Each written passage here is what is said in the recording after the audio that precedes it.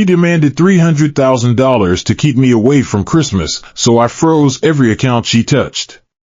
When the bank called to say my daughter-in-law's business account was under review, she was 3 blocks away at our church, telling anyone who'd listen that I was financially abusing her family. She didn't know I was there too. Sitting in the back pew. Listening. Let me tell you how we got here. I'm Robert Thompson. 68 years old. Retired electrical engineer. Widower for 5 years. My wife Sarah passed in 2019. Pancreatic cancer. Fast and cruel. Her last words to me, take care of our boy. I kept that promise. Maybe too well. December 20th, Thursday. 2:47 p.m. I was at Morton's Grocery on 5th Street. The one that has the good ham on sale this time of year. My cart had Christmas supplies. A 14-pound honey-glazed ham. Cranberry sauce. Those Belgian chocolate bars Emma loved.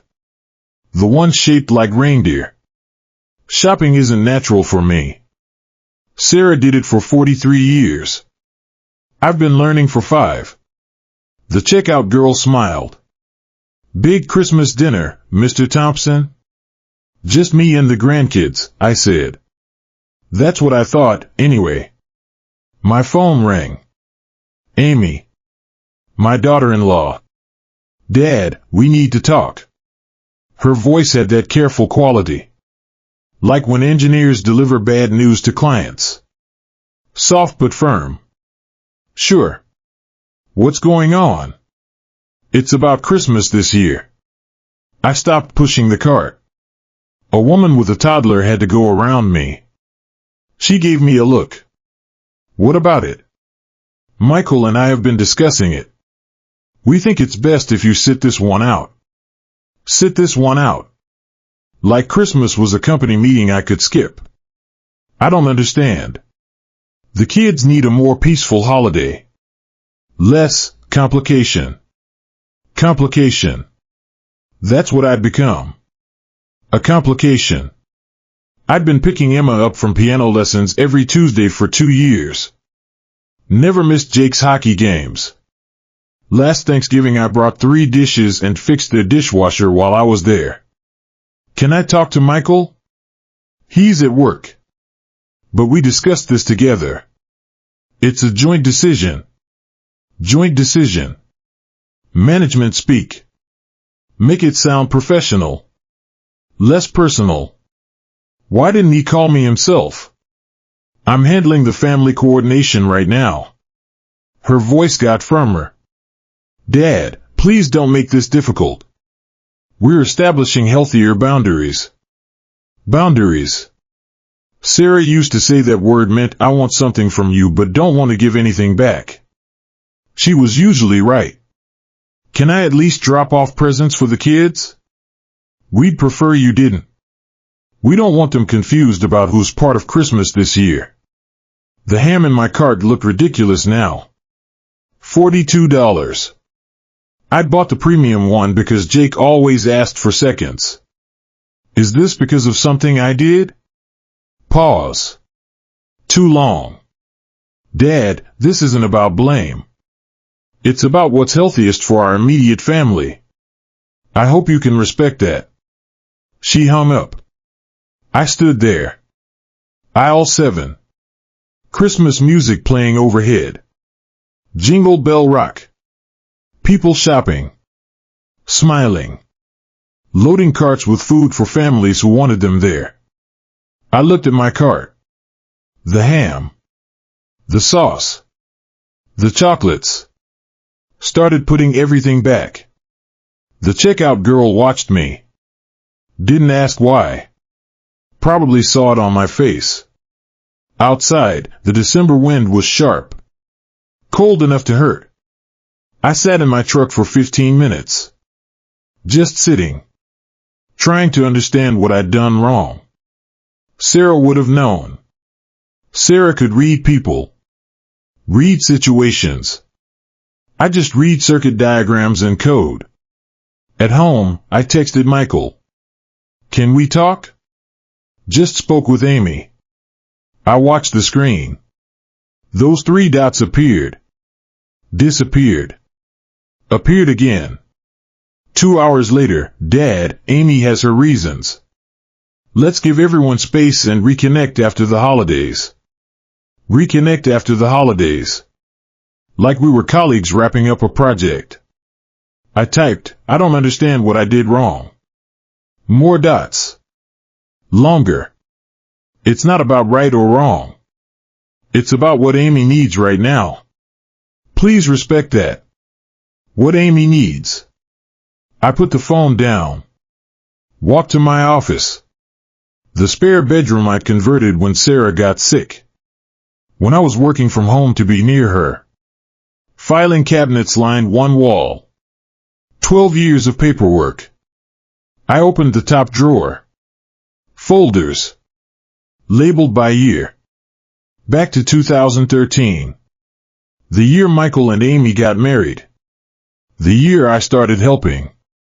I pulled out 2023. Started going through it. October, $2,400 mortgage payment. $650 for Emma's orthodontist. $320 for their car insurance. November, $2,400 mortgage. $890 for Jake's hockey equipment. $200 for groceries because Amy mentioned they were tight. December, $2,400 mortgage. $1,200 for the kids' Christmas presents. From me. Wrapped with from Mom and Dad tags. $450 for their trip to Amy's parents in Vermont. I opened my laptop. Started a spreadsheet. Date. Amount.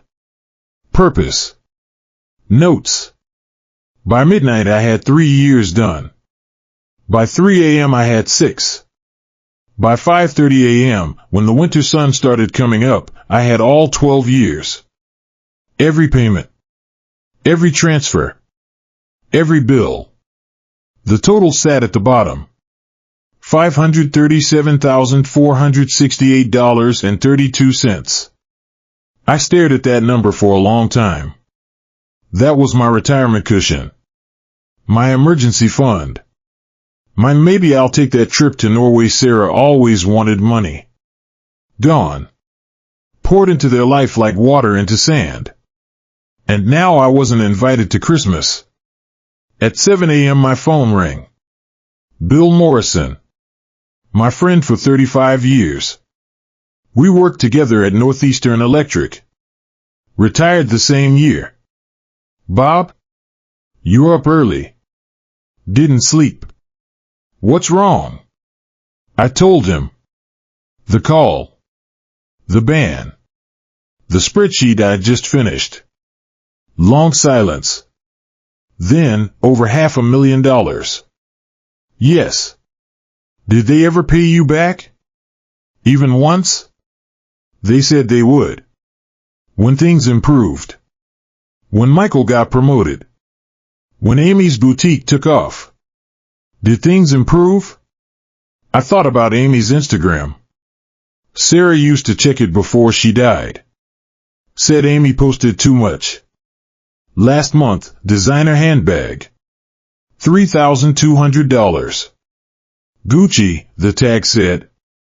Photos from Cape Cod in August. The new Tesla in their driveway. Things improved. For them. Bob, Bill said carefully, I need to tell you something. I've been sitting on it for weeks. Wasn't sure if I should say anything. My chest tightened. What? Donna ran into Amy's assistant. Melissa. The girl from her boutique. They were both at that wine bar on Maple Street last month. Okay.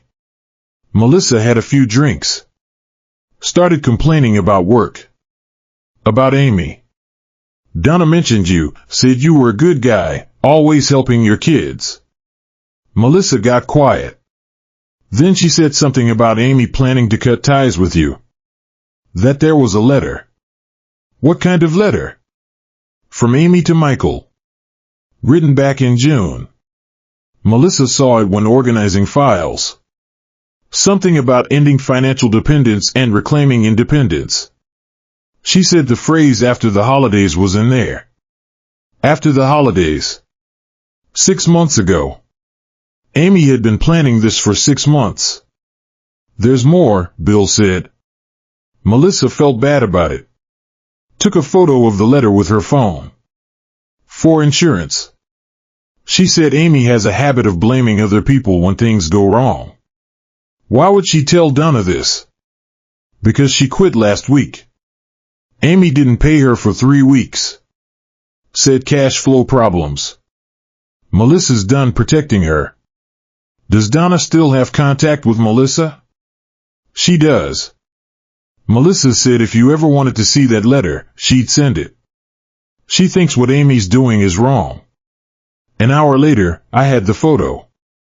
A letter. Typed. Dated June 18, 2024. To my husband. I can't do this anymore. Your father's constant involvement is suffocating us. Every check comes with invisible expectations. Every gift comes with unspoken judgment. The kids are starting to notice. Emma asked me why we can't afford our own house. Jake overheard us talking about bills and asked if we're poor. They're seeing us as failures because your father is always there, fixing everything. It's humiliating. I've tried to appreciate his help. But appreciation isn't enough. He wants control. He wants to be central to every decision. I'm done. After the holidays, we cut him off. Completely. No more money. No more help. No more interference. If you can't support me on this, we have bigger problems. Choose, Michael. Your wife or your father. Amy. I read it 3 times. Invisible expectations. Humiliating. Control. Interference. Choose. That was the word that hurt most. She'd made him choose. And he chose her. I called Bill back. I got the letter.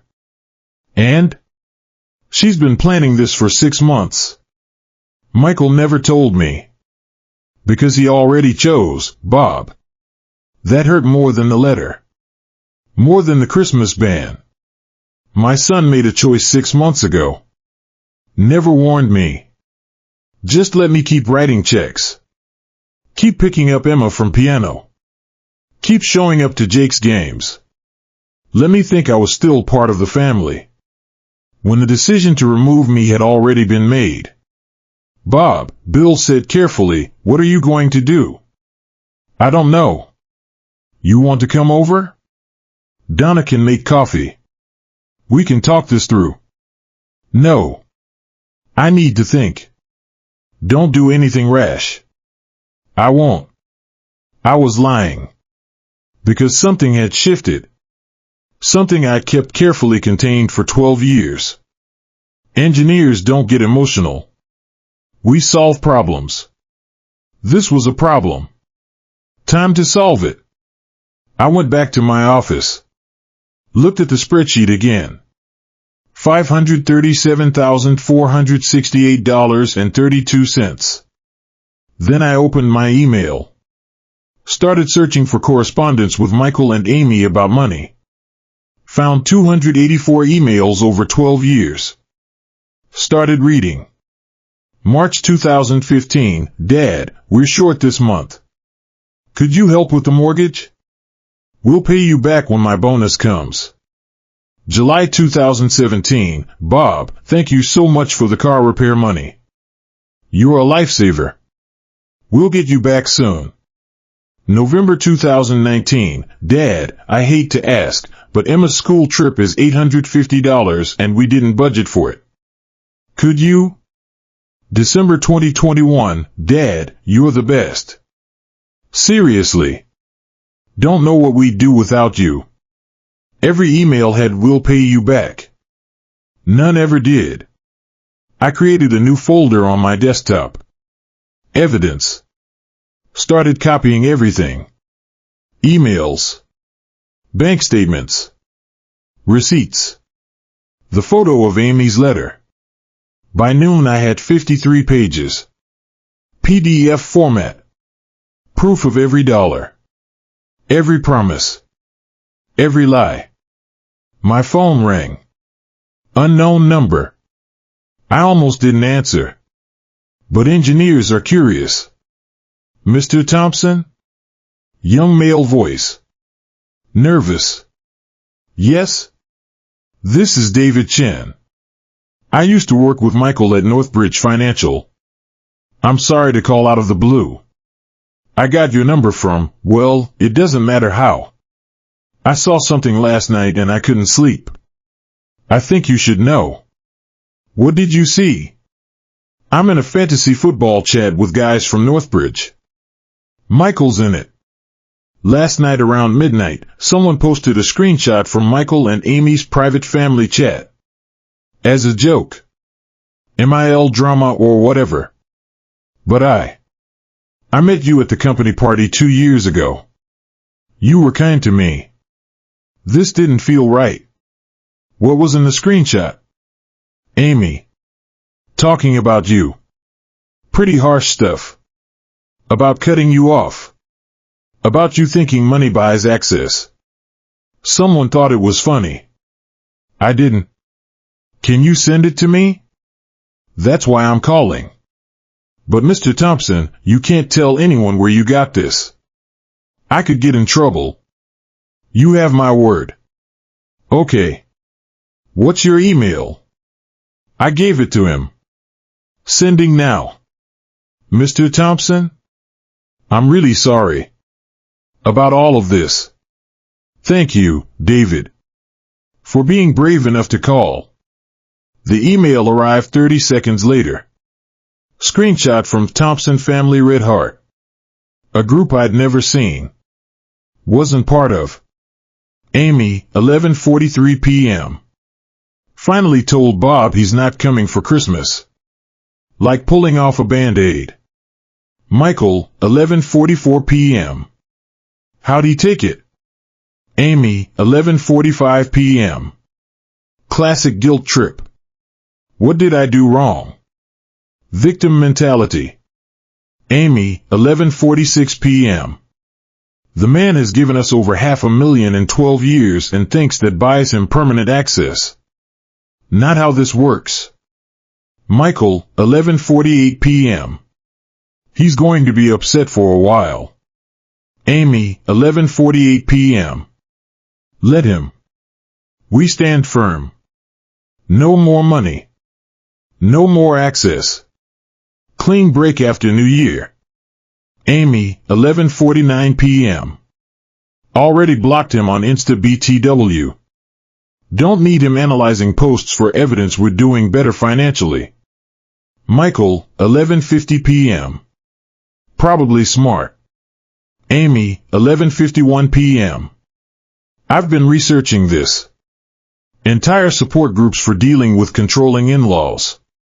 Posted about it and got tons of support. Michael, 11:52 p.m. What about the kids though? Amy, 11:53 p.m. Kids are resilient. Honestly? Better they don't learn Grandpa's love has a price tag. I sat there, staring at my computer screen. Grandpa's love has a price tag. That's what she thought. That my help was manipulation. My generosity was control. My love had conditions. I saved the screenshot. Added it to my evidence folder. Then I did something I'd never imagined doing. I called a lawyer. Bill's wife Donna had a nephew. Richard Chen. Family law attorney. One of the best in the state. His receptionist answered. Chen Law Offices. I need to speak with Richard Chen. It's urgent. Do you have an appointment? No. But Bill Morrison referred me. It's regarding family financial exploitation. Keyboard sounds. Mr. Morrison called this morning actually. Said you might reach out. Mr. Chen has an opening at 2 p.m. Can you make it? I looked at the clock. 12:43 p.m. Yes. Perfect. I'll text you the address. Please bring documentation of the financial arrangement. Financial arrangement. Clean words for 12 years of bleeding myself dry. I spent the next hour printing everything. The spreadsheet. All 53 pages. The emails with "will pay you back" highlighted in yellow. Amy's letter to Michael. David's screenshot. Bank statements showing every transfer.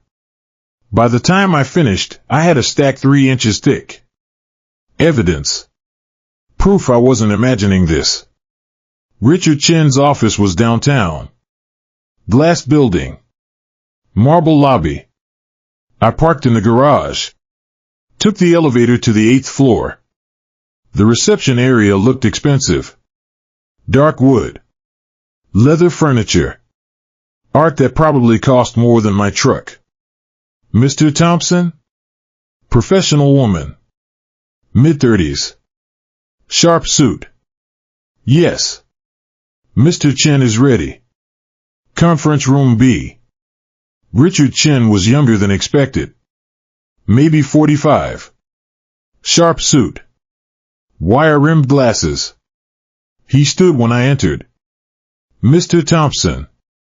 Please, sit. I sat. Leather chair. Comfortable.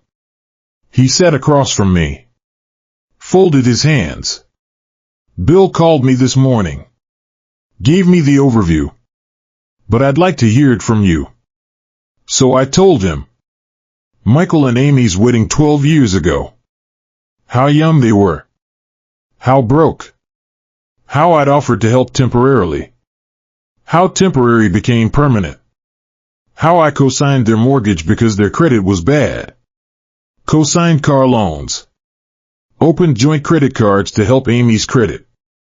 Guaranteed her business loan for the boutique. Every month, money flowing from my account to theirs. Yesterday, Amy called. Said I wasn't invited to Christmas. After 12 years. After $500,000. Richard listened. Took notes. Expression neutral.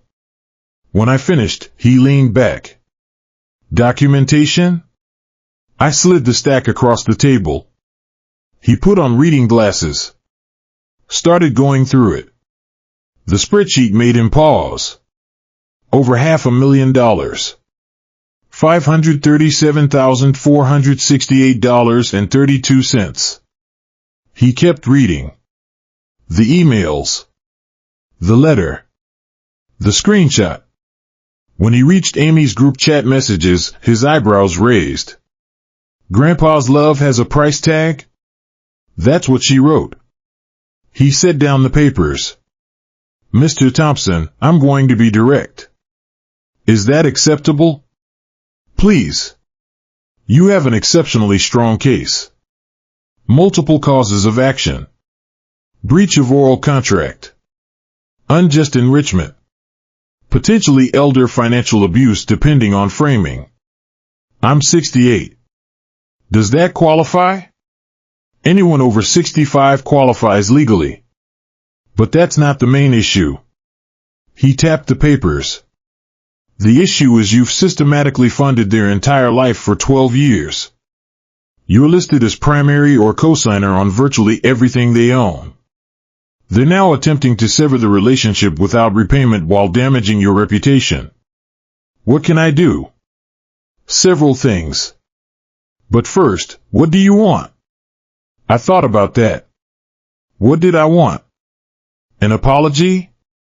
Too late. My money back? Seemed impossible.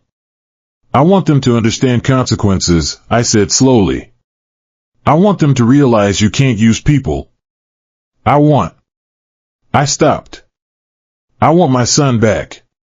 The boy who used to help me fix things in the garage. Who asked my advice. Who called just to talk. But I don't think that person exists anymore. Richard nodded. Here are your options. Option 1, civil lawsuit. Sue for repayment. Use your documentation to prove expectation of repayment existed. The texts where Michael says, "We'll pay you back," help significantly. We'd ask for full $537,000 plus interest plus legal fees. Chances of winning? With this documentation? 70%. Problem is collection. If they lack assets, you win a judgment you can't collect. Process takes 2 to 3 years. Costs around $60,000 in legal fees. They have assets. The house. Cars. The business. That you co-signed on. Creates complications. We can't seize assets you're legally liable for without triggering your own exposure. Of course. I tied myself so thoroughly to their finances I trapped myself. Engineers call that a design flaw. Option 2? Formal demand letter. We outline the debt. Give them 30 days to propose repayment. Make clear that failure to respond results in litigation. If they ignore it, we proceed to option 1. But the demand letter serves a purpose. Shot across the bow. Makes them realize this is serious. They'll get angry. Amy will post more things online. Tell more people I'm trying to destroy them. Let her. Which brings us to option 3. Option 3 is strategic leverage. You're currently listed as cosigner or primary account holder on multiple obligations, correct? Yes. Mortgage. 2 car loans. 3 credit cards. Business loan. And you've been making payments? Every month. Automatic from my checking account. He leaned forward. Mr. Thompson, as cosigner and account holder, you have legal rights. You can request removal from these obligations. You can stop payments. You can dispute unauthorized charges. What would that accomplish? Within 24 to 48 hours, every creditor contacts them. Mortgage company informs them cosigner is requesting removal. They need to qualify independently within 60 days. Car loan company, same process. Credit cards get frozen pending dispute investigation. Bank holding business loan likely calls it immediately. Calls the loan? Demands full repayment within 30 days. Business loans with personal guarantees typically include acceleration clauses if guarantor withdraws. I processed this. That would destroy them. Yes, Richard said simply. It would.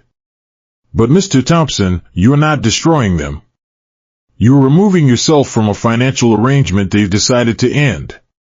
They want independence? You're giving them independence. On your timeline instead of theirs. This feels. I searched for the word. Cold. Does it? They've taken over $500,000. Banned you from seeing your grandchildren. Called you controlling and manipulative publicly. They're planning to cut you off completely after New Year without repayment. Without acknowledgement. Is protecting yourself cold? They're my family. Family should treat you better than strangers, not worse. I looked at the papers on the table. At the numbers. At Amy calling me manipulative. At Michael's passive agreement to everything. If I do this, what happens to Emma and Jake? The children will adapt. Children are resilient. What they'll learn is that actions have consequences. That you can't exploit people who love you. Emma's 10. Jake's 8. And in 10 years they'll be 20 and 18. Do you want them learning this is how you treat people? That generosity is something to exploit? He was right. If I did nothing, I'd teach Emma and Jake that this was acceptable. That grandpa was a resource to use and discard. How long would this take? We start today. You sign authorization forms for me to contact creditors. I file formal removal requests and fraud disputes. How soon are they notified? Banks contact them within 24 hours. Some sooner. Business loan? Fastest.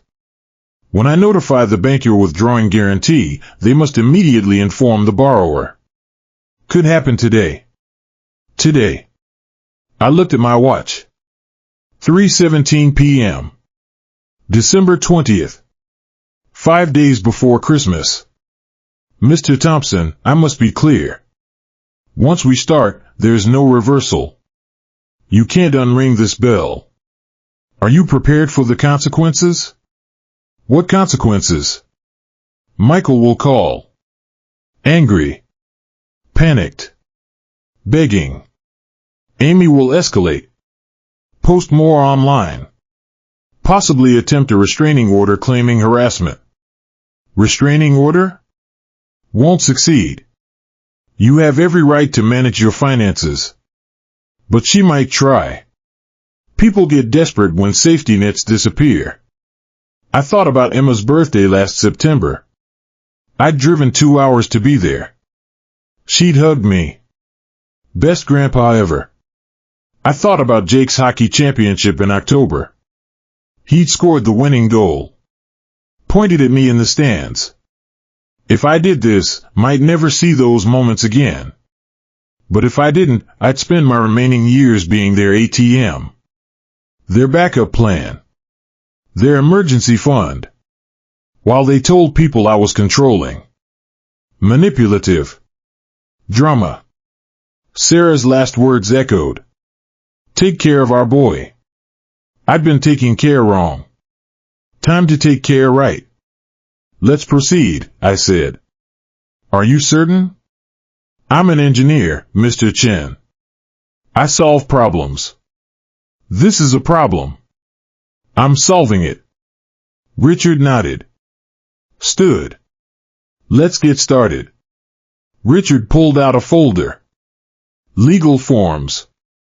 He explained each one as I signed. Authorization to act on my behalf with creditors. Formal request for removal as cosigner on mortgage. Same for car loan 1. Same for car loan 2. Fraud dispute forms for 3 credit cards. Withdrawal of personal guarantee for business loan. My engineering training made me read every word. Every clause. Sarah used to joke that I read the instructions for toasters. She wasn't wrong. One more thing, Richard said. Your automatic payments. We need to cancel those immediately. Right now? Before end of business today. Otherwise another payment processes tonight and we lose leverage. He slid his laptop across. Log into your bank. I'll guide you. I logged in. Navigated to scheduled payments. 7 of them. All set to process today or tomorrow. Mortgage, $2,400. Car loan 1, $485. Car loan 2, $520. Credit card 1, $310. Credit card 2, $275. Credit card 3, $890. Business loan, $1,100. Total, $5,980. Almost $6,000. Every month. For 12 years. Click each one, Richard said. Select cancel. Then confirm. I did it. One by one. Engineers don't hesitate once a decision is made. You calculate. You decide. You execute. Click. Mortgage payment canceled. Click. Car loan 1 canceled. Click. Car loan 2 canceled. Click. Credit card 1 canceled. Click. Credit card 2 canceled. Click. Credit card 3 canceled. Click. Business loan canceled. Pop-up, are you sure? This action cannot be undone. I clicked confirm. Screen refreshed. All scheduled payments have been canceled. I stared at that message.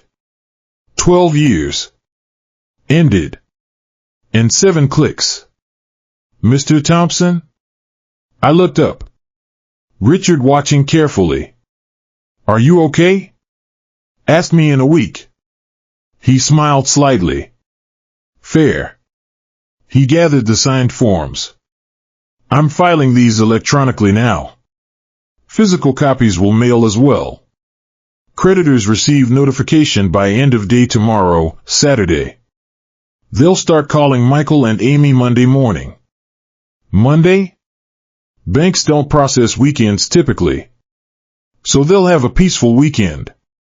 But Monday morning? He raised eyebrows. Their phones will start ringing. I stood. Gathered my papers. Leg steady. Engineers don't shake. Mr. Chen, can I ask something? Of course. Am I doing the right thing? He looked at me for a long moment. I think you're doing the only thing that might save your relationship with your son. This will make him hate me. Maybe. Or maybe it'll force him to see what Amy's been doing. Force him to choose again with clear eyes. Sometimes people need to hit bottom before they wake up. And if he doesn't, then he doesn't. But you'll have your self-respect. Your financial security. Your peace. I left at 4:38 p.m. Drove home. Hand steady on the wheel. Kept waiting to feel something. Guilt. Fear. Regret. Felt nothing. Just empty. Like I'd been carrying weight for 12 years. Finally set it down. Didn't hurt. Didn't feel good. Just felt lighter. At home, I made dinner. Grilled cheese. Tomato soup. Sarah's comfort food. Sat at the kitchen table. Same table where we ate for 40 years. Same chair. Her chair was empty. Always empty. I looked at my phone. No messages from Michael. No messages from Amy. They didn't know yet. Monday morning their world would implode. And I was the one who set the timer. I thought about calling Bill. Telling him what I'd done. But I didn't. Just sat there. Eating soup. Watching the sun set through the kitchen window. Engineers solve problems. Problem solved. That night I couldn't sleep. Lay in bed. Staring at the ceiling. Sarah's side of the bed still untouched. I haven't changed the sheets since she died. Her pillowcase still smells like her shampoo sometimes. At 2:30 a.m. I got up. Made coffee. Sat in my office. Phone on the desk. Silent. I picked it up. Scrolled through old photos. Emma's first day of kindergarten. Michael holding her hand. Amy smiling beside them. Me in the background, holding Emma's backpack. Always in the background. Jake's first Christmas. 3 months old. Wrapped in the blanket Sarah knitted before she got too weak. Last Thanksgiving. The family around their table. The one I'd helped them buy. Emma and Jake laughing. Amy on her phone. Me at the end. Half out of frame. Always there. Never quite centered. Saturday morning. 7:15 a.m. I woke up on the couch. Still in yesterday's clothes. Coffee cold on the table. 2 texts from Bill. How'd it go with Richard? Call me when you can. I called. Bob? Tell me everything. I did. The meeting. The forms. The canceled payments. Silence. Then, Jesus, Bob. Was it wrong? I don't know. But it's done now. Monday they'll know. Banks will start calling. And then I find out who my son really is. Saturday was strange. Kept expecting something to happen. Phone to ring. Someone to know. But nothing. World kept turning. People going to the store. Walking dogs. Decorating trees. Normal Saturday. For everyone but me. Sunday morning I went to church. First time since Sarah died. Used to go every week. Stopped when she passed. Couldn't face people's sympathy. How are you holding up, Bob? If you need anything, just ask. Empty words. Kind. But empty. But this Sunday I went. Sat in my usual pew. Back right corner. Same spot for 40 years. Sermon was about forgiveness. Pastor Jim talked about grace. Turning the other cheek. How holding grudges poisons you. Sat there listening. Every word felt aimed at me. Was I holding a grudge? Or standing up for myself? Engineers deal in facts. Not feelings. Fact, I gave $537,468.32. Fact, they promised repayment. Fact, they never repaid. Fact, they excluded me. Feelings didn't matter. After service, people gathered in Fellowship Hall. Coffee and donuts. I was pouring coffee when I heard it. Amy's voice. I turned. She was there. In a circle of women. Talking. Gesturing. They were leaning in. Sympathetic expressions. Concerned faces. I couldn't hear words. But I saw their reactions. Heads nodding. One woman squeezed Amy's hand. Then Amy looked up. Saw me. Our eyes met across the room. For 3 seconds, neither moved. Then Amy leaned into the women. Whispered something. They all turned. Looked at me. My face burned. I set down the coffee. Left. Parking lot. Bill caught up. Bob, wait. I stopped. You heard her in there? Bill nodded. Donna was close enough. What was she saying? He hesitated. Tell me. She was calling it financial abuse. That's the exact term. Said you've been holding money over them for years. That every gift had strings. That they finally stood up to you and now you're retaliating. Financial abuse. She said you're destroying their credit and sabotaging Michael's career. How am I sabotaging his career? I don't know. But Bob, she's building a story. Getting ahead of it. When everything hits tomorrow, people will already have her version. Smart. Amy was smarter than I'd calculated. She wasn't just cutting me off. She was inoculating herself against consequences. What do I do? I asked. Nothing, Bill said firmly. Let her talk. Truth will come out. Will it? Yes. Because people know you, Bob. 20 years in this church. They know who you are. Amy's new. Been here what, 3 years? Some will believe her. But not everyone. That's supposed to comfort me? It's supposed to remind you that you're not the villain she's making you out to be. I went home. Spent Sunday afternoon in my workshop. In the garage. Building something. Didn't matter what. Just needed my hands busy. Engineers think with their hands. At 5:47 p.m. my phone rang. Michael. Heart stopped. He wasn't supposed to know yet. Banks weren't processing until Monday. Unless. I answered. Dad. Voice tight. Strained. Michael. What did you do? What do you mean? Amy checked our bank account. Your automatic payment didn't go through. The mortgage. It says payment canceled by account holder. The bank must have updated account status immediately, even if official processing waited until Monday. I stopped the automatic payments, I said. Why? Because I'm not your bank anymore. Silence. What? You heard me.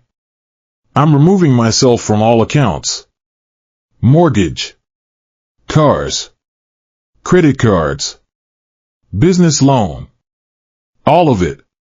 You can't do that. Already did. Dad, we can't afford the mortgage without you. I know. His breath caught. Are you serious? Yes. Why? Because of Christmas? Because we wanted one holiday. Without me, I finished. Because you wanted one holiday without me. After 12 years. After $537,468. Yes, Michael. That's why. $500,000, what are you talking about? I have a spreadsheet. Every payment. Every check. Every bill. $537,468.32. Every cent documented. Silence. Long. I didn't realize it was that much. I know. Because you never asked. Just kept taking. We weren't. You were. I let you. That's on me. But I'm done. Dad, please. We need to talk. We can work this out. You had 6 months to work it out, Michael. What? I saw the letter. Amy's letter to you. From June. Where she told you to choose. Her or me. Silence. Longer. How did you? Doesn't matter. What matters is you chose. 6 months ago. Just didn't have the courage to tell me. Dad, it wasn't like that. Explain it then. He couldn't. Tomorrow, I said, banks start calling. Mortgage company. Car loans. All of them. They'll say I'm removing myself as cosigner. You have 60 days to qualify a loan or refinance. Can you? Without you, our credit isn't good enough. I know. So you'll sell. House. Cars. Start over. Dad, you're destroying us. No. I'm removing myself from something you already decided to end. You wanted independence. You have it. What about the kids? There it was. The guilt card. Kids will be fine, Michael. They're resilient. They'll learn that actions have consequences. That you can't use people. We weren't using you. Yes, you were. Saddest part? You didn't even realize it. Voices in background. Amy. Angry.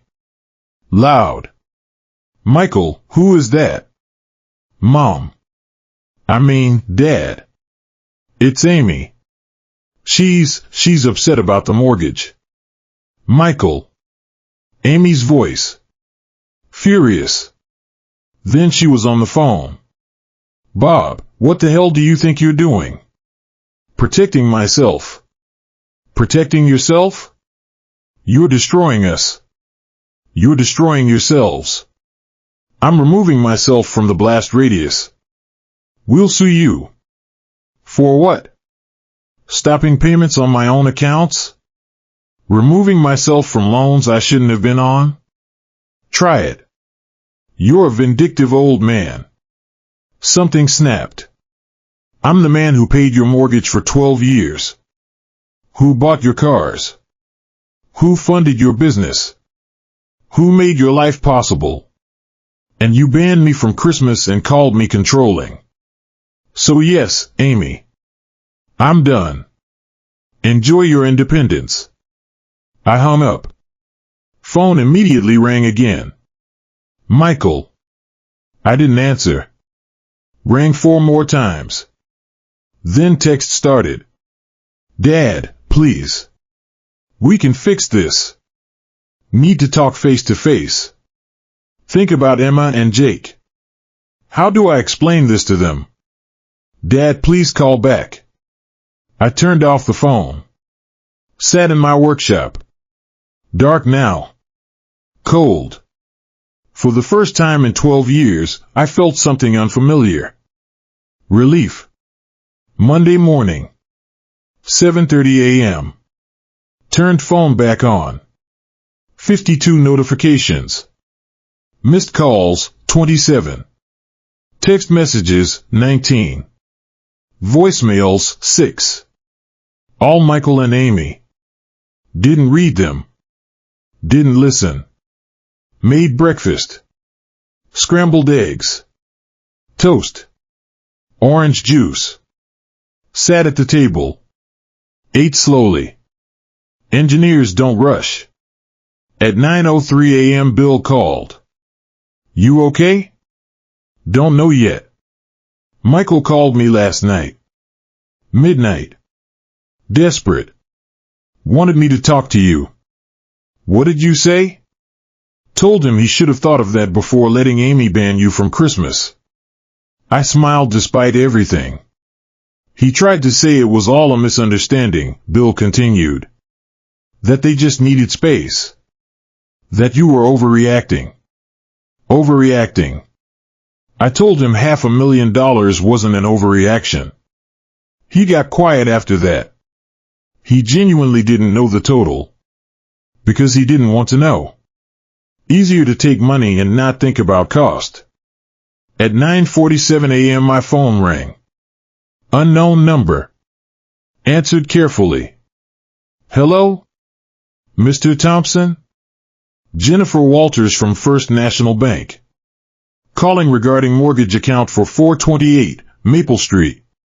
Here we go. Yes? We received your formal removal request. I need to inform you we've contacted primary borrowers, Michael and Amy Thompson. They have 60 days to refinance with qualified co-borrower or provide proof of income sufficient to carry mortgage independently. Understood. I also must inform you that until resolved, you remain legally responsible. If primary borrowers default, we pursue collection from you as well. I understand. Mr. Thompson, may I ask, is there a family dispute? Yes. I see. I hope you can resolve it. For everyone's sake. She hung up. 10:23 a.m. Another call. Mr. Thompson? Dave from Premier Auto Finance regarding 2021 Honda Accord. Yes? Received notification you're requesting cosigner removal. Primary borrowers need to refinance or pay remaining balance of $14,782 within 45 days. Understood.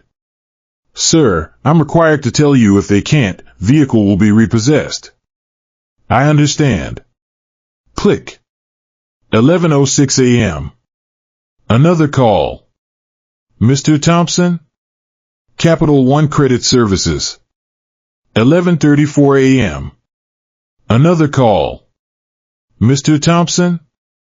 Merchants Bank regarding business loan for Boutique Amy.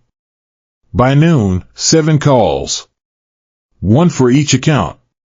Each professional. Polite. Clear. Michael and Amy had 30 to 60 days. Or everything collapsed.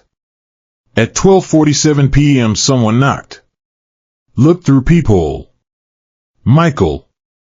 He looked terrible. Unshaven. Red eyes. Wrinkled shirt. I opened the door. Dad. Michael. Can I come in? Stepped aside. He walked in. Stood in living room like he didn't know what to do. Banks have been calling all morning.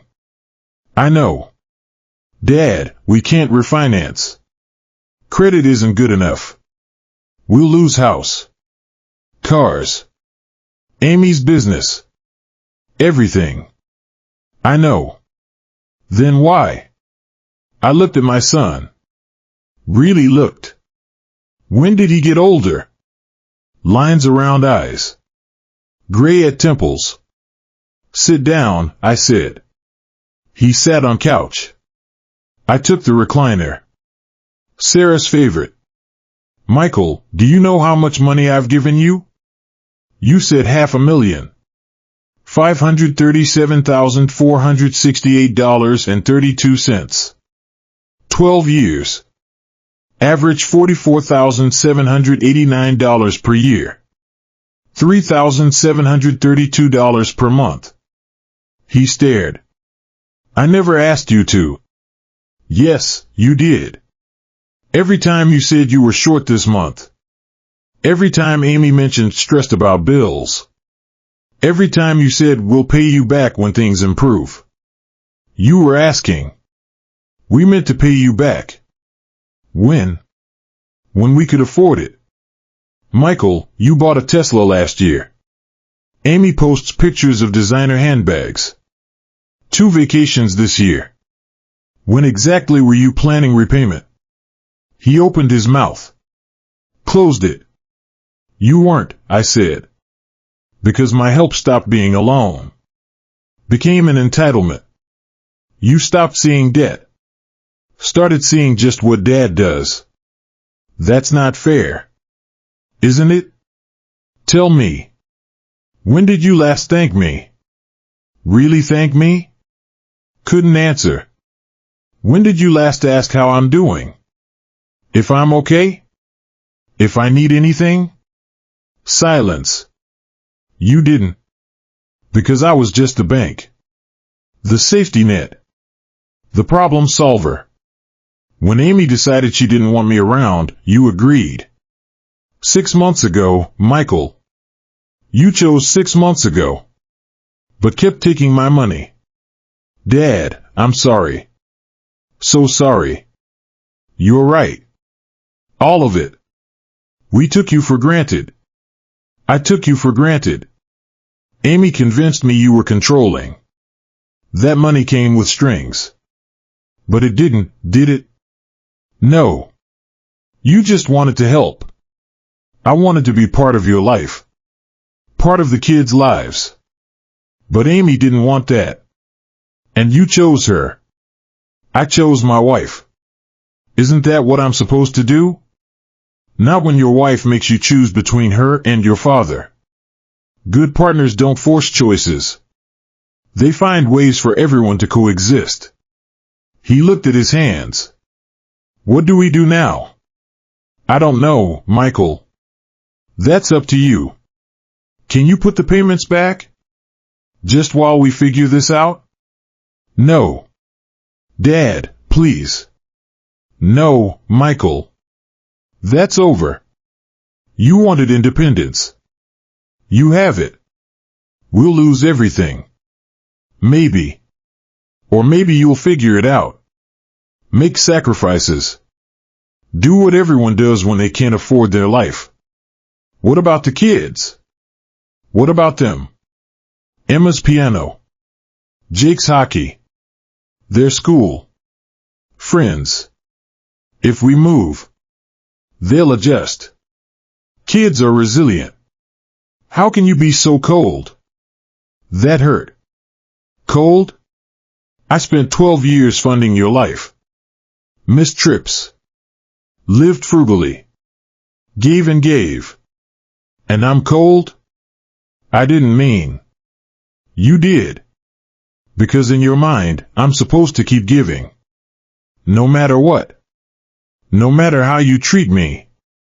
Because that's what dads do. Sacrifice everything. Ask nothing.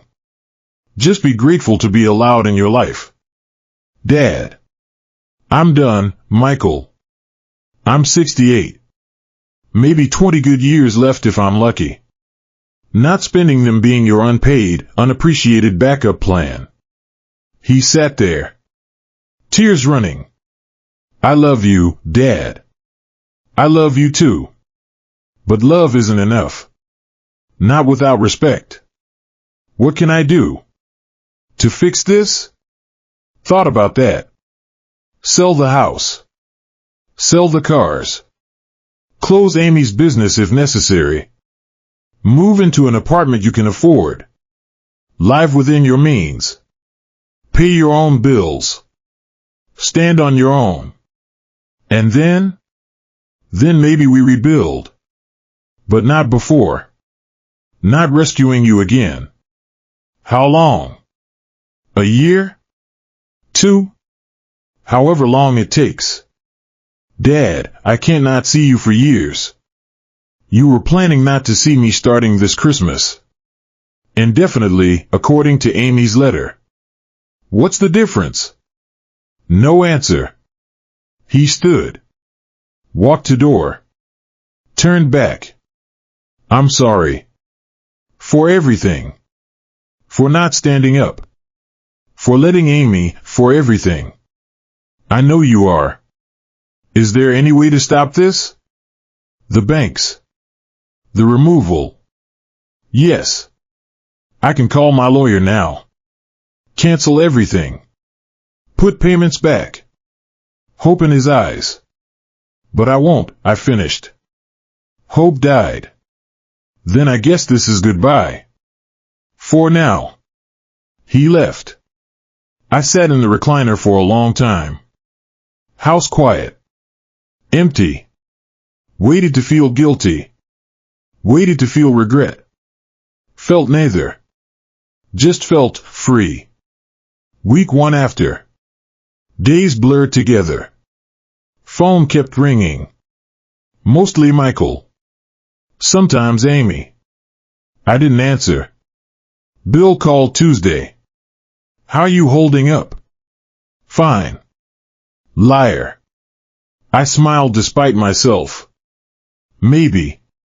Donna ran into Amy at the grocery store. Amy tried to start conversation. Donna walked away. You told her to do that?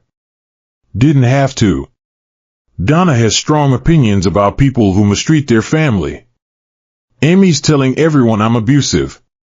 Let her. People who know you won't believe it. And people who don't matter. Wednesday afternoon, Richard called. Mr. Thompson. Update on your case. Go ahead. First National confirmed Michael and Amy attempted to refinance mortgage independently. Application denied. Insufficient income, debt-to-income ratio too high. Expected. Premier Auto Finance reports same. They tried to refinance car loans. Both denied. What happens now? They have options. Sell house, cars voluntarily. Pay off loans. Or wait for foreclosure and repossession. First is better for their credit. Will they sell? Most people do. Foreclosure destroys credit for 7 years. But pride makes people do irrational things. You think they'll fight? I think Amy will push Michael to fight. She strikes me as someone who doesn't accept consequences easily. He wasn't wrong. Thursday, 3:47 p.m. Doorbell. Look through peephole. Amy. Alone. Considered not answering. But curiosity won. Open door. Amy. Bob. Voice cold. We need to talk. I don't think. Either here or I make a scene in your driveway. Your choice. Stepped aside. She walked in. Looked around like appraising something. Calculating. Nice house. Paid off, isn't it? Yes. Must be nice. Not worrying about payments. It is. She turned. Eyes hard. You're destroying my family. Your family destroyed itself. We asked for one boundary. One. And you couldn't handle it. You didn't ask for a boundary, Amy. You issued an ultimatum. Then continued taking my money while excluding me from your life. We needed that money. Then you shouldn't have banned the person providing it. She stepped closer. Voice dropping. You know what I think? I think you're a bitter old man who can't stand that his son chose his wife over his father. Michael should choose his wife. But good partners don't make their spouses choose. They find balance. Balance? You showed up uninvited constantly. Tried to control how we raised our kids. Criticized my parenting. I never criticized your parenting. You judged. I saw it. Every look.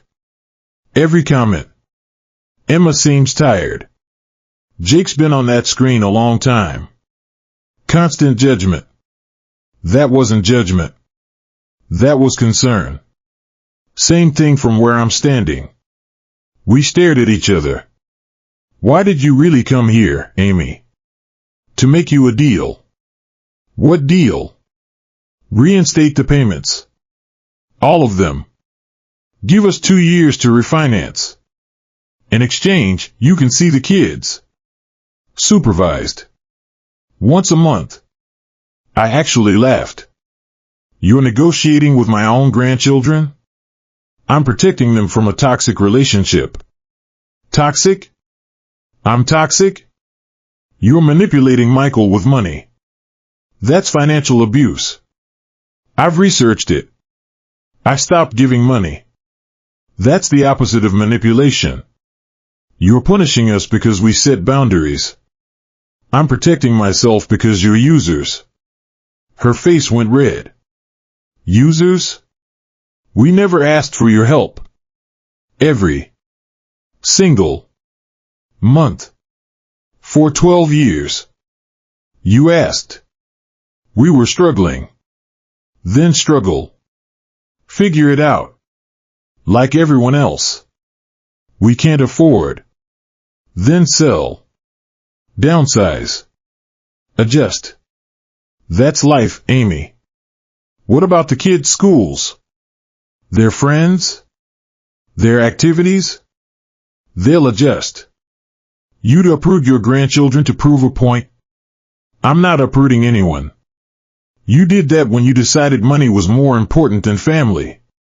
That's not. It is. You wanted my money.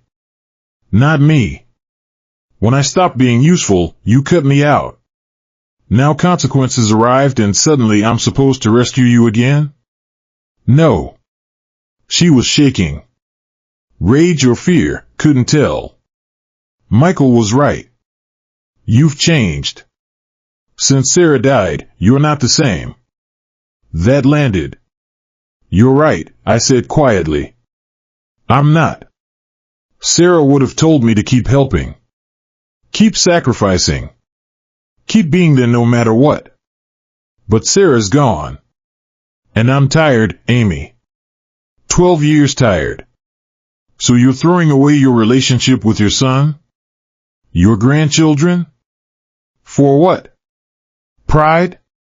For peace. She stared. You'll regret this. Maybe. But it'll be my regret. Not yours. She walked to door. Stopped. The kids ask about you. Emma especially. Wants to know why Grandpa doesn't visit anymore. Another guilt attempt. What did you tell her? That you're going through something. That you need space. Tell her the truth. Which is? That Grandma and Grandpa aren't welcome at Christmas. That your mom decided she didn't want us around anymore. I'd never tell them that. Because it makes you look bad. Because it would hurt them. Then figure out how to explain it. That's your job now. You wanted me gone. Explain why. She left. Slammed door behind her. I sat down. Hands shaking. First time I'd shaken through all of this. Week 2 after. Saturday morning. Bill called. Bob, you sitting down? Why? Michael and Amy listed their house yesterday. Realtor put sign up last night. That was fast. Gets better. They're asking $475,000. Market value is $520,000. They're panic selling. Trying to get out fast. Very fast. Realtor told Donna's friend they need to close within 45 days. Before foreclosure starts.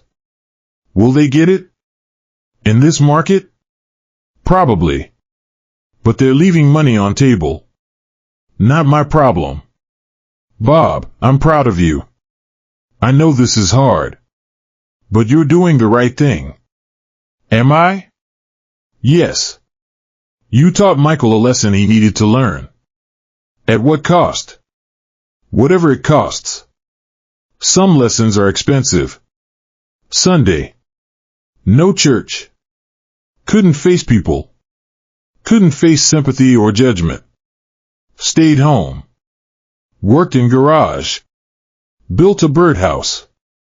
Didn't need a birdhouse. Built it anyway. Engineers need projects. Monday, 9:15 a.m. Email from Richard. Mr. Thompson Mortgage Company confirms sale in progress. Primary borrowers listing property for quick sale. Sale proceeds should cover remaining balance. Your liability ends at closing. Estimate 30 to 45 days.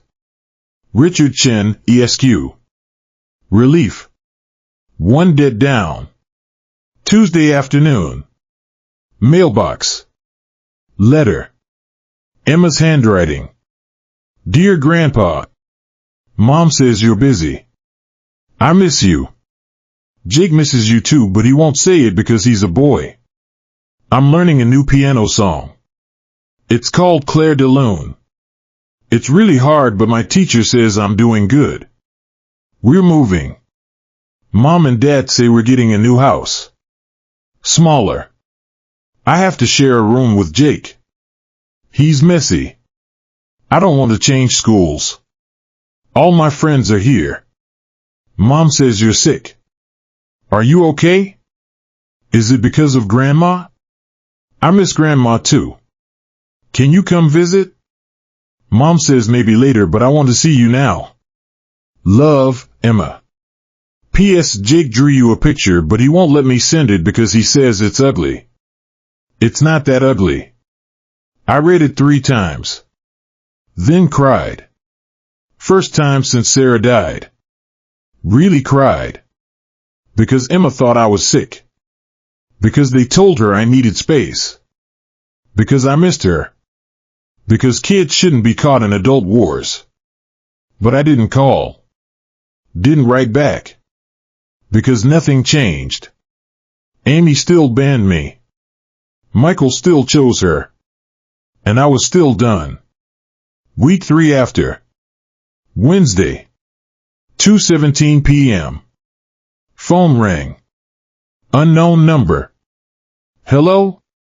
Mr. Thompson? This is Principal Catherine Rodriguez from Riverside Elementary. I have Emma Thompson in my office. My heart stopped. Is she okay? Physically, yes.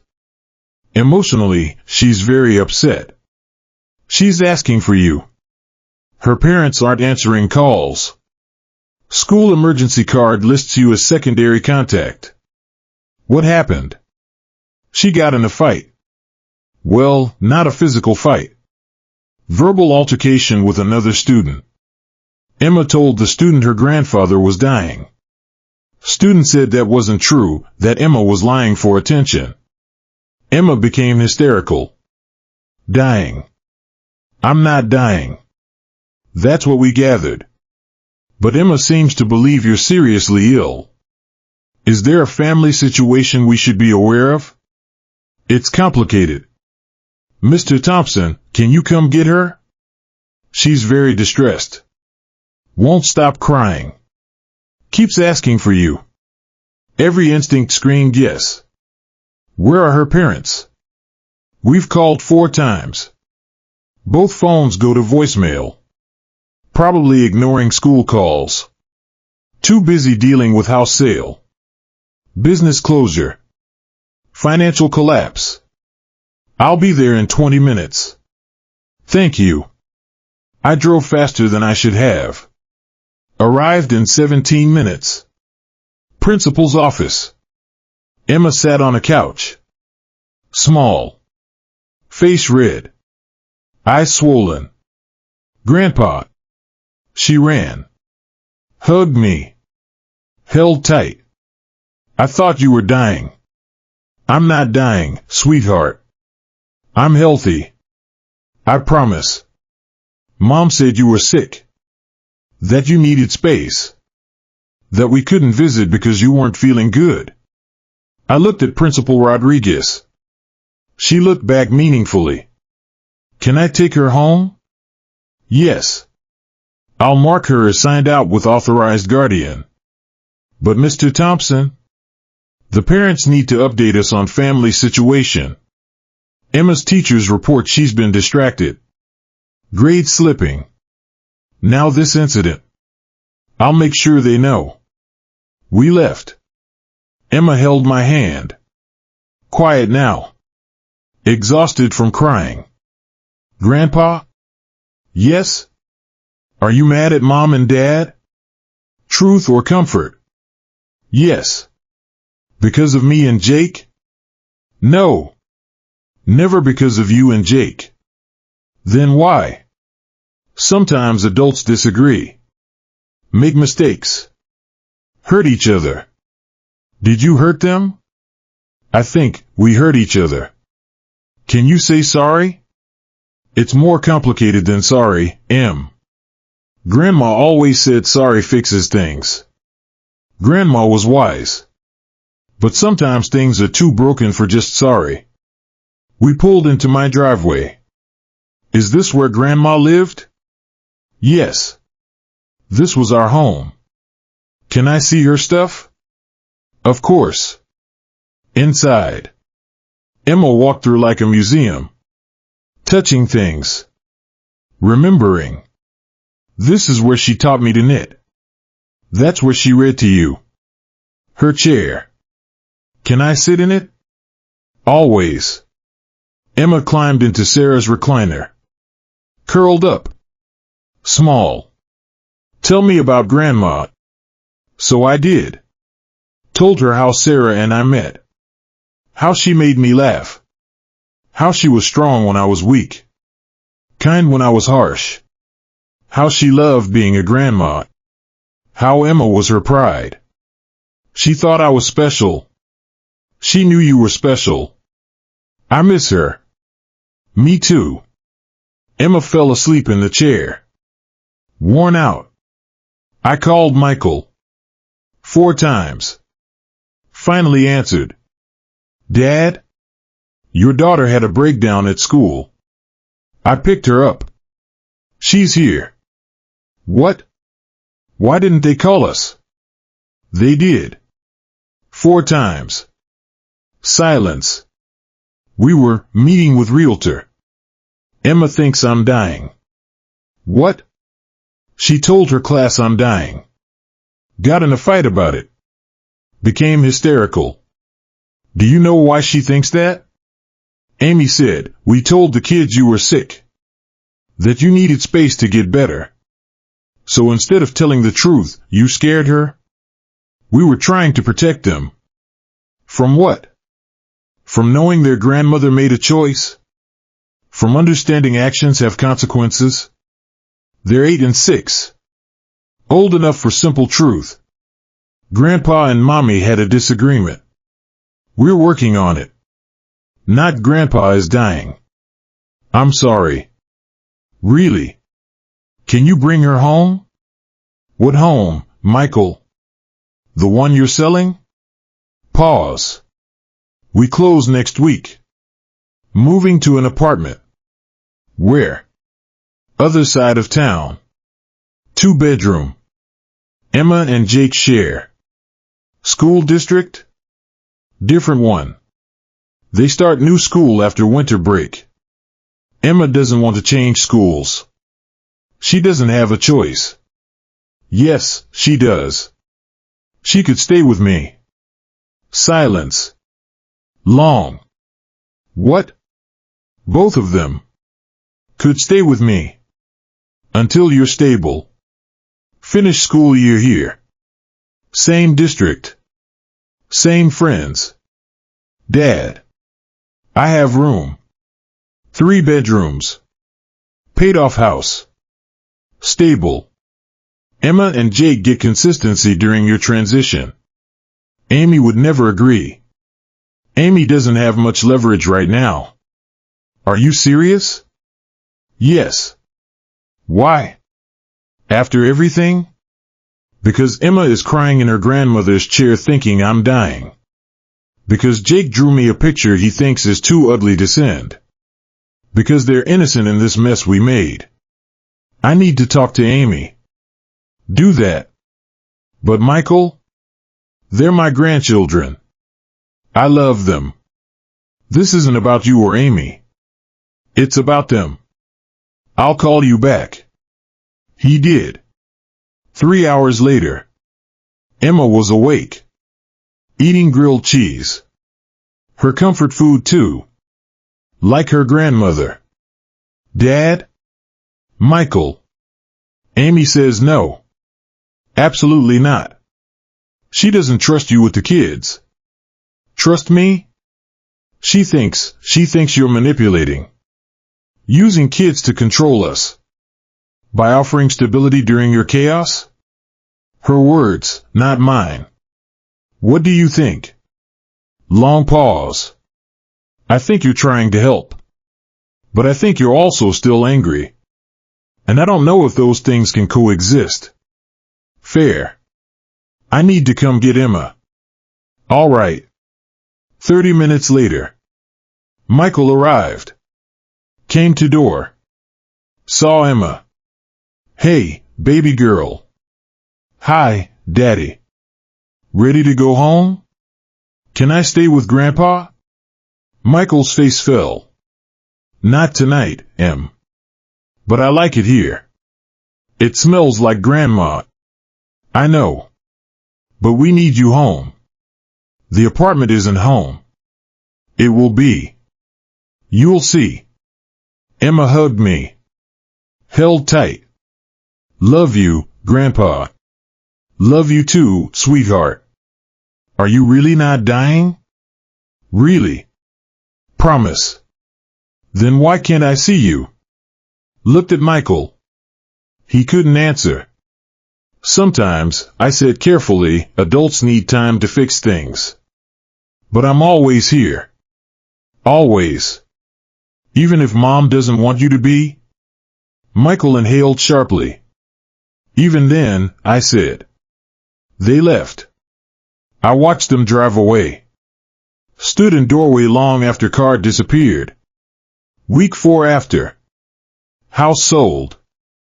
Michael called to tell me. Voice flat. Defeated. Close Friday. Net proceeds $461,000 after fees and realtor commission. Pays off mortgage with $18,000 left over. That's something. Not much. First month's rent, last month's rent, security deposit on apartment is $8,400. Leaves us $9,600. Need furniture. Kids' beds. Kitchen stuff. Everything. You'll figure it out. We're selling both cars too. Can't afford payments. Buying one used car cash. Amy's business closed yesterday. Filed dissolution paperwork. Everything I paid for. Gone. Michael. Don't say I told you so. Don't say we should have lived within our means. Don't say any of it. I wasn't going to. Yes, you were. Maybe. What's next? Apartment lease starts December 15th. We're couch surfing until then. Amy's sister. My old friend from college. Move every few days. You could stay here. Laugh. Bitter. Amy would rather live in a car. What about the kids? They're resilient. Everyone keeps saying that. Kids are resilient. Like it's magic. Like watching your parents lose everything doesn't leave scars. It doesn't have to. Dad, please. I know you think this was necessary. Teaching me a lesson. But the collateral damage is real. Emma cries every night. Jake is angry all the time. Doesn't talk. Just mad. Bring them here. Stop. I'm serious. You and Amy can figure things out. Kids stay here. Stable. Consistent. Their school. Their friends. Amy says you're just trying to take them from her. I'm trying to protect them from you too. Silence. That's harsh, he finally said. It's true. Maybe. But it doesn't change anything. Amy won't agree. Won't even discuss it. Then you decide. You're their father. And Amy's their mother. My wife. Who forced you to choose between her and me? Who's so proud she'd rather her kids suffer than accept help from me? Is that the judgment you're defending? Dad. Answer me, Michael. Is that who you want making decisions for your children? Couldn't answer. Or wouldn't. I have to go. Move tomorrow. Need to pack. Michael. Bye, Dad. Click. I sat there. Phone in hand. Empty house. Quiet. Sarah's chair empty. My chair empty. Kitchen table empty. 4 places set for 40 years. Now just one. December 24th, Christmas Eve. Morning broke cold. Snow overnight. Light dusting. Christmas card perfect. Sarah loved snow on Christmas Eve. I made coffee. Sat at kitchen table. Looked at calendar. 1 year ago today, Sarah sat here. Weak. Thin. But here. Promise me, she'd said. Anything. Don't lose Michael. Whatever happens. Don't lose him. I won't. But I had. Or he lost me. Didn't matter. Result was same. Phone rang. Bill. Merry Christmas Eve. You too. Liar. You sound terrible. Just thinking. About? Sarah. Michael. Everything. Want company? Donna's making enough food for an army. No. But thank you. Bob. I'm okay, Bill. Really. Just need to be alone today. It's Christmas Eve. I know. Sarah wouldn't want. Sarah's not here. Pause. Sorry. That was. True, Bill said gently. Call if you need anything. Even just to talk. I will. Hung up. 10:47 a.m. Doorbell. Looked through peephole. No one there. Opened door. Package on porch. Small. Gift wrapped. Card on top. Grandpa. Emma's handwriting. Picked it up. Looked around. No one. Inside. Opened card. Dear Grandpa. Mom said we couldn't see you for Christmas, but she said I could mail you a present. This is from me and Jake. We saved our allowance. Jake says to tell you it's not a stupid present even though it kind of is. I miss you. Jake misses you. Even if he won't say it. Mom and Dad say we're starting fresh. New apartment. New school. New beginning. But I don't want new. I want old. When Grandma was alive and you came to our house and everything was normal. I'm sorry if we did something wrong. I'm sorry if I did something wrong. Please don't be sick anymore. Please come back. Love. Emma. P.S. Jake says to tell you he didn't cry when he drew the picture. He did cry, but don't tell him I told you. Open present. 2 items. Photo frame. Plastic. Colorful. Kid made. Emma on one side. Jake on other. School photos. And drawing. Crude. Child level. But clear. 4 stick figures. Too tall. Too short. Holding hands. Grandpa, Grandma, Emma, Jake. Label at bottom in Jake's messy printing, family. I broke. Sat on floor. In entryway. Still holding frame and picture.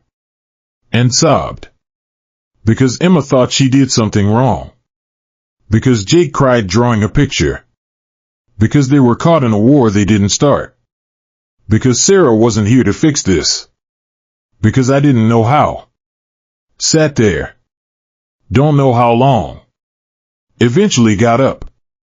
Put frame on mantle. Next to Sarah's urn. Picture went in the frame. 4 stick figures. Family. Doorbell. Again. Look through peephole. Michael. Alone. Open door. He looked awful. Lost weight.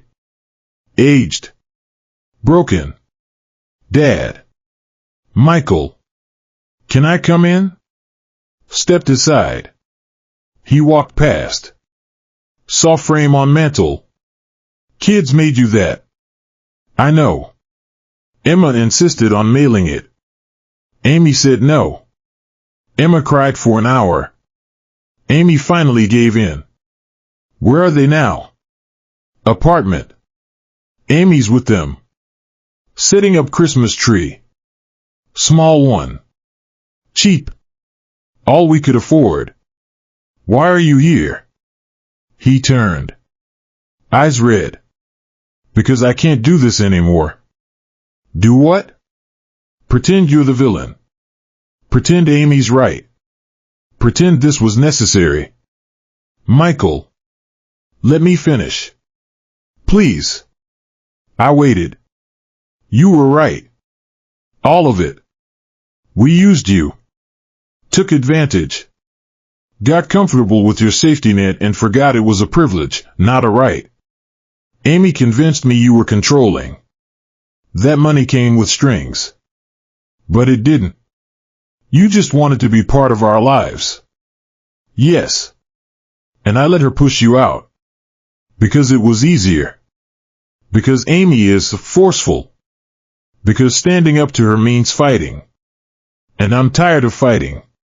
So what now? I don't know. Amy won't apologize.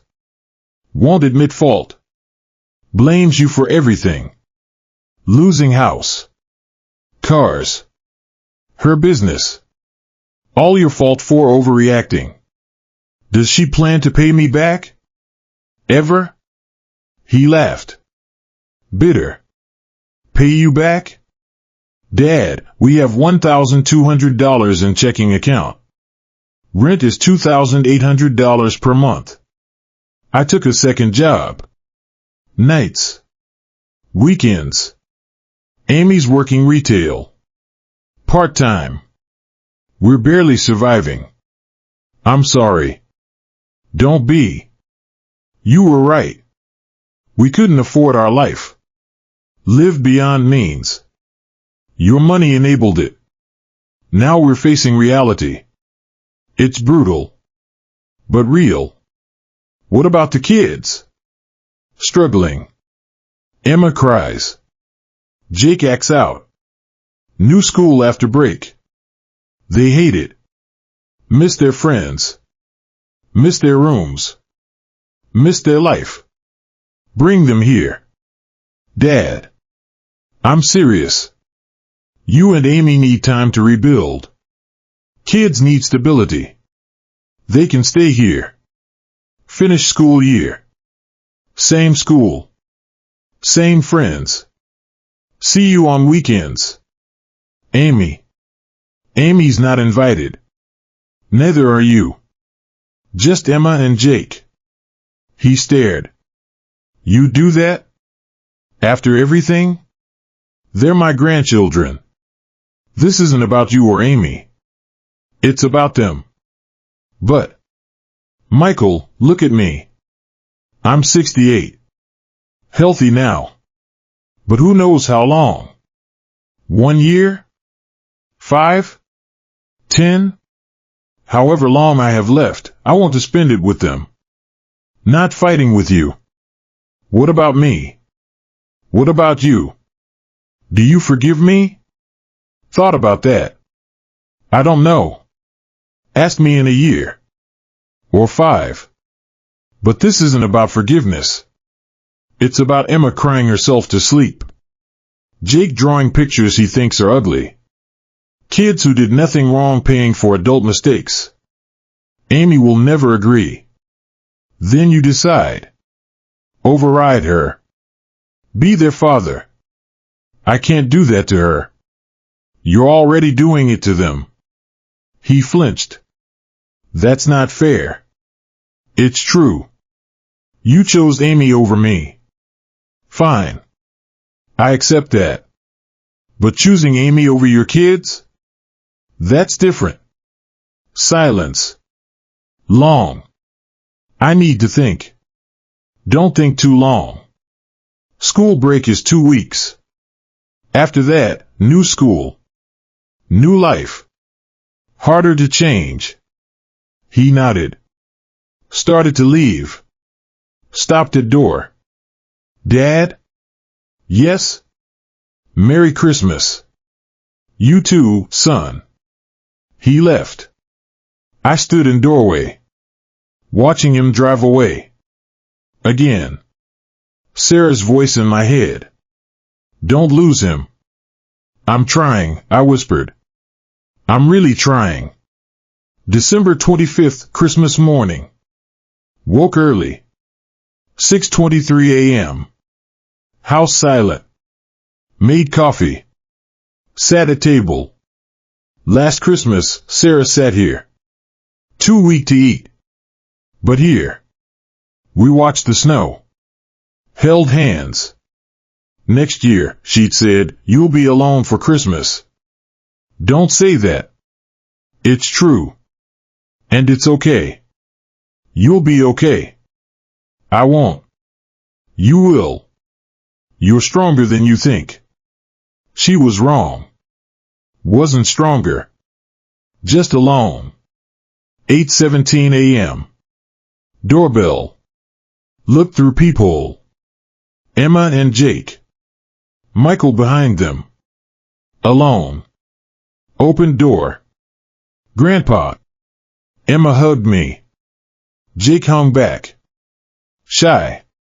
Hey, buddy, I said. Jake nodded. Can we come in? Emma asked. Of course. Inside. Kids looked around like strangers. Been too long. Where's your mom? I asked Michael. Apartment. Sleeping. She doesn't know you're here. No. Michael. I know. But it's Christmas. Kids wanted to see you. Amy said no. So I waited until she fell asleep and left. You'll pay for that later. I know. Emma grabbed my hand. Grandpa, can we have Christmas here? Just for today? Looked at Michael. He nodded. Yes. Let's have Christmas here. Do you have a tree? No. But we can fix that. Garage. Old artificial tree. Sarah's. Hadn't put it up this year. Couldn't face it alone. But now? We set it up. Michael and I, kids directing. Higher. More to the left. No, your left. Laughed. First real laugh in weeks. Sarah's ornaments. Carefully packed. Each one a memory. This one's from my first Christmas. Emma held up a baby ornament. And this one's mine. Jake found his. Hour later, tree was done. Lights twinkling. Sarah's angel on top. Perfect, Emma breathed. Perfect, I agreed. Made breakfast. Pancakes. Sarah's recipe. Kids ate like they were starving. When did you last have a real breakfast? I asked Michael quietly. Define real. Sit down. Hot. Homemade. 2 weeks? Michael. I know. We're figuring it out. After breakfast, presents. I don't have anything wrapped, I admitted. That's okay, Emma said. But it wasn't. Wait here. Upstairs. Sarah's jewelry box. Her grandmother's necklace. Sarah wore it every day until she got too weak. Emma gets this, she'd said. When she's old enough. Emma was 8. Old enough. And Sarah's watch. Simple. Elegant. Jake gets this. When he's old enough. Jake was 6. Old enough. Downstairs. Emma. Come here. She did. This was Grandma's. Her grandmother gave it to her. Now it's yours. Put necklace around her neck. Too big. She'd grow into it. Emma touched it. Reverently. Really mine? Really yours. Tears. Happy ones. Jake. Your turn. Gave him the watch. Grandma wore this every day. See the inscription? He read, time spent with family is time well spent. Grandma believed that. So do I. Jake clutched it. Didn't cry. But close. Thanks, Grandpa. You're welcome, buddy. Looked at Michael. He was crying. Dad. It's what she wanted. We spent the day together. Watched Christmas movies. Played games. Made lunch together. Kids laughed. Really laughed. Michael relaxed. Looked less haunted. I felt whole. First time in months. At 4:30 p.m., Michael's phone rang. 30 times. He finally answered. Amy. Could hear her yelling through phone. I know. More yelling. I left a note. More yelling. They wanted to see him. More yelling. It's Christmas. More yelling. I'm coming home now. Hung up. Time to go. Already? Emma's face fell. Mom's worried. Mom's mad, Jake corrected. That too. Kids gathered their things. Can we come back? Emma asked. Looked at Michael. I don't know, sweetheart. Why not? It's complicated. Everything's complicated. Emma's voice rose. Why can't we just see Grandpa? Why does Mom hate him? Why is everything complicated? She was crying. Michael knelt down. Mom doesn't hate Grandpa. It's just grown-up stuff. I hate grown-up stuff. Me too, baby. Me too. They left. Emma hugged me long. Jake hugged me quick. Michael paused at door. Thank you. For today. For everything. Bring them back. I want to. But. Choose them, Michael. Not Amy. Not me. Them. He nodded. Maybe understanding. Maybe not. They left.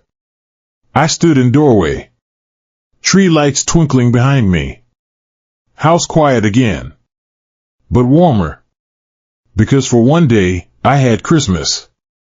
1 week later, New Year's Eve. 11:47 p.m. Sitting in Sarah's chair. TV on. Times Square. Countdown happening. Phone on table. Silent. No calls today. No texts. Bill invited me to party. Declined. Church had gathering.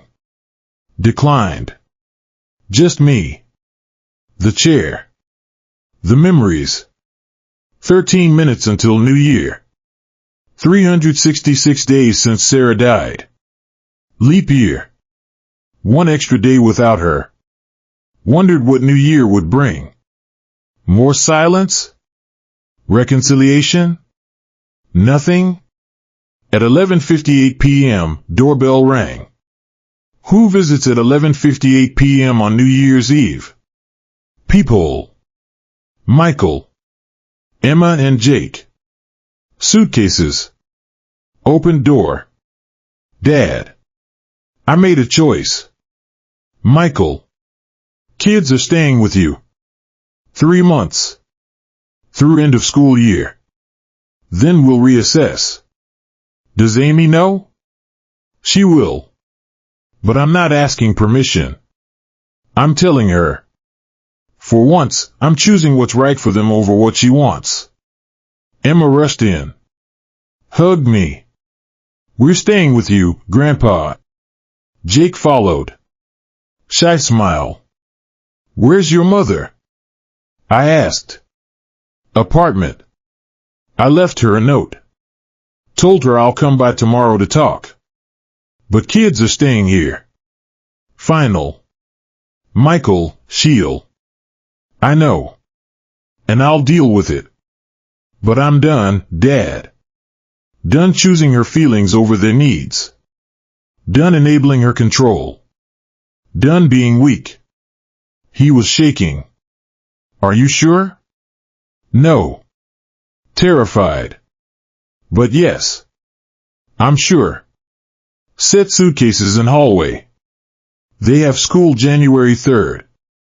Back at Riverside. I called the school. Re-registered them at your address. What about you and Amy? We're staying in apartment. Figure out our marriage. Or not. But kids get stability. From TV 10. 9. 8. We stopped. Listened. 7. 6. 5. Emma grabbed my hand. Jake grabbed the other. Michael put his hand on my shoulder. 4. 3. 2. 1. Happy New Year. Fireworks on TV. Fireworks in my heart. Emma and Jake cheering. Michael wiping his eyes. Me standing in my hallway, surrounded by family again. Sarah's voice whispered in my mind, you found your way back. Maybe not all the way. But closer. Group hug. Emma announced. We hugged. All 4 of us. Messy. Tearful. Real. When we pulled apart, Michael looked at me. I'm sorry, Dad. For everything. For 12 years of taking. For letting Amy control everything. For not standing up sooner. I'm sorry too. For pulling the rug out so completely. For not trying harder to communicate first. You tried. I didn't listen. Water under the bridge? Not yet. But maybe, eventually. Good enough for now. He left at 12:17 a.m. Driving back to tell Amy. To face consequences. I locked the door behind him. Turned around. 2 sleepy children in my hallway. Surrounded by suitcases. All right. Let's get you 2 to bed. Can I sleep in Grandma's room? Emma asked. Of course. Can I sleep in the room with all the tools? Jake asked. The workshop? That's a garage. But it's cool. How about the guest room instead? It has its own bathroom. Okay. Settled them in. Tucked Emma into what had been Sarah's craft room. Her sewing machine still there. Fabric still organized in bins. Grandma made so many things here, Emma said, touching the quilt on the bed. She did. Including that quilt. She made it for you before you were born. Really? Really? Said you'd need something soft for bad dreams. Emma pulled it close. No bad dreams tonight. No bad dreams tonight, I agreed. Jake's room took longer. Needed to move some storage boxes. Make space. Engineers improvise. By 1:30 a.m., both kids were asleep. I stood in the hallway. Lights off. House quiet. But not empty. Never empty again. Went back downstairs. Sat in Sarah's chair. Picked up our wedding photo from the side table. Well? I said to her picture. Did I do it right? She smiled back. Silent. But I heard her anyway. You did fine. Not perfect. But fine. They're here. Emma and Jake. Staying. I know. Michael stood up. Finally. About time. What about Amy? That's not your problem anymore. Feels like it should be. It's not. You set boundaries. Michael enforced them. Now they rebuild. Or don't. But the kids are safe. That's what matters. I miss you. I know. But you're not alone anymore. No. I'm not. Sat there. Wedding photo in my hands. Tree lights still twinkling. First New Year without Sarah. But first New Year with hope. Epilogue 4 months later. April. Riverside Elementary Spring Concert. Emma performing her piano piece. Claire de Lune. The hard one. I sat in the 3rd row. Michael beside me. We were speaking again. Carefully. Building slowly. Amy wasn't there. She and Michael separated in February. Divorce pending. She sees the kids every other weekend. Supervised visits. Her choice. Said she needed space to heal. Translation, she couldn't handle not being in control. Michael moved back home. To the house he grew up in. His old bedroom. Temporary. While he rebuilt. Saved. Started over. We were careful around each other. Polite. Distant. But there. Both there. Emma walked onto stage. Sat at piano. Hands poised. Looked into audience. Found me. Smiled. I smiled back. She played. Perfectly. Beautifully. Every note clear. My eyes burned. Sarah should be here. But in a way, she was. And the quilt Emma slept under. And the necklace around her neck. And the values we'd taught. And the love we'd built. When Emma finished, the audience erupted. Standing ovation. She bowed. Shy. Proud. Walked off stage. Ran to me in the lobby afterward. Grandpa. Did you see? I saw. You were magnificent. I didn't miss any notes. Not one. Jake appeared. Holding a drawing. This is for you. Took it. Looked.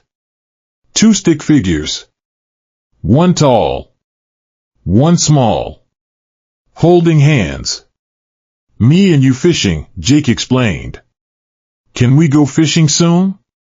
This weekend, I promised. Really? Really? Michael walked up. Awkward. Coffee, he offered. All of us? Looked at him.